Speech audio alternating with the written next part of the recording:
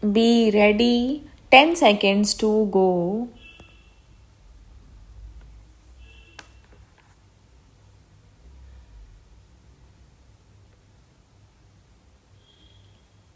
Start.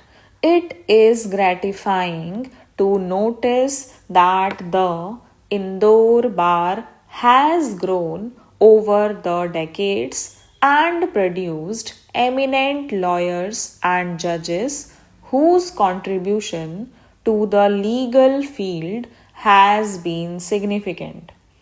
In the mighty freedom struggle that took place prior to independence, the role played by the bar and its leaders in this country is memorable.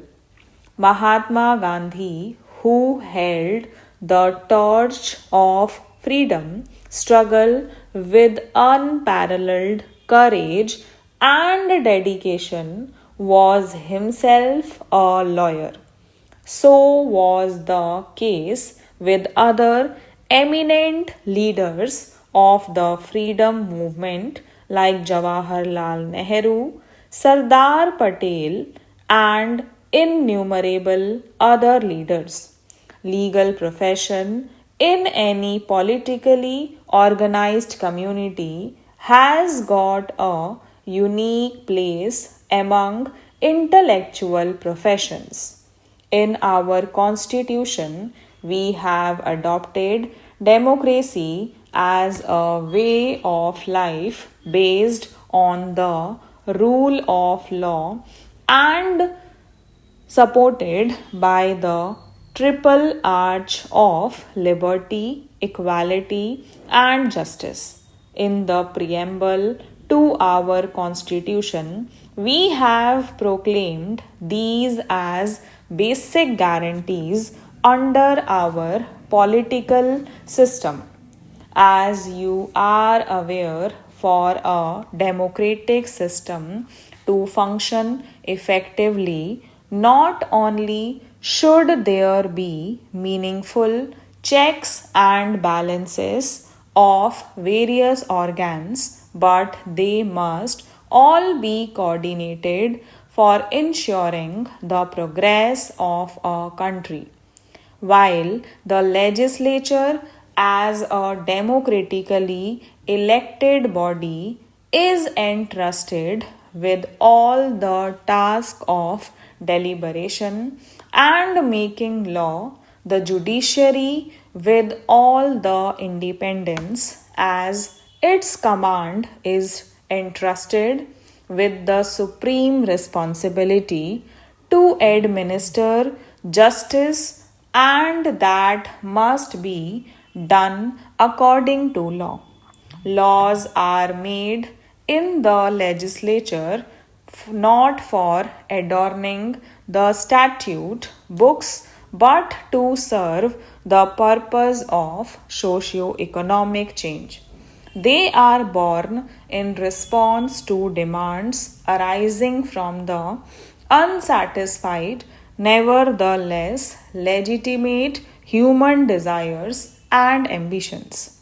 Indian philosophers consider the Dharma, which embodies different laws and duties, as supreme. The Upanishads, which echo our philosophy, observe law is the king of kings, far more powerful than they. There is nothing higher than law, and by its prowess, as by that of the highest monarch in heaven, the weal shall prevail over the strong, and justice will triumph. Neither the Constitution nor laws created under the Constitution are ends in themselves. They are created for the purpose of meeting the challenges the society faces in social, economic, and political spheres as well from time to time. Democracy is always entitled to lean on the power of the Constitution and law for the purpose of bringing about the socio-economic reforms. For its poor people, the object being attainment of a welfare state. Even though we have guaranteed freedom of life, liberty, expression, and belief inter alia under our constitution, we have yet to guarantee freedom to the teeming millions from want and ignorance. In this country, out of over 60 crore people, 80% live in the villages.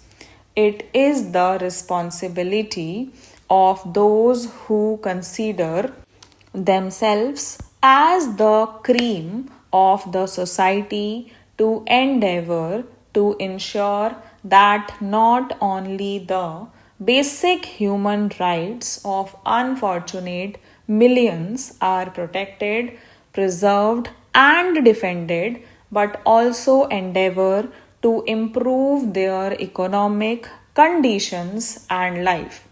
We have to do everything to assure them that they need not go to sleep with empty stomachs in the night, but they can also wake up in the morning with the prospect of having a happy day for them and their families. It is in this delicate phenomenon of bringing about a socio-economic transformation peacefully by the force of laws derived from the Constitution, we desire that all intellectuals should play a very important role. The role of lawyers in meeting the challenges a nation faces from time to time has been ever unique. The legal profession is considered noble not only because the administration of justice is assisted adequately, but because the profession upholds the right of dissent and also fights for the rights of those who are unjustly deprived. In the early days of the Greek and Roman empires, the functions of a state were exclusively confined to ensure security of the state and to administer justice. Societies from time immemorial have been conflict ridden.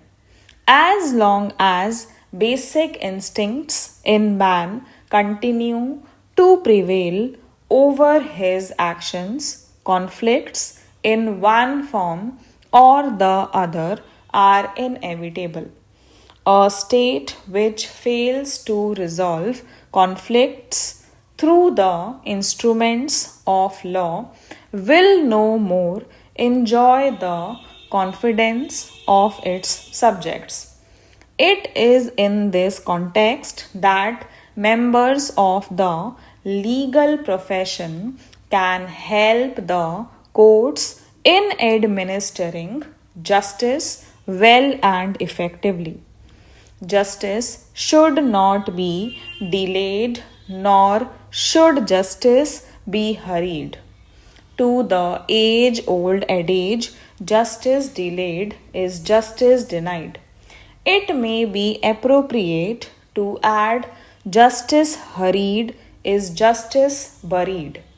When justice is to be done between two conflicting groups or individuals, all aspects are to be carefully considered and weighed and adequate opportunity of being heard will have to be given before delivering a verdict, because any verdict may affect the future generation as well. This is where the legal profession has a very delicate and vital role to play.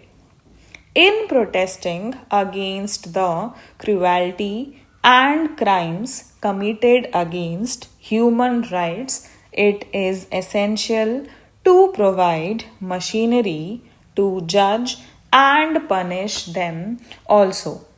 Stop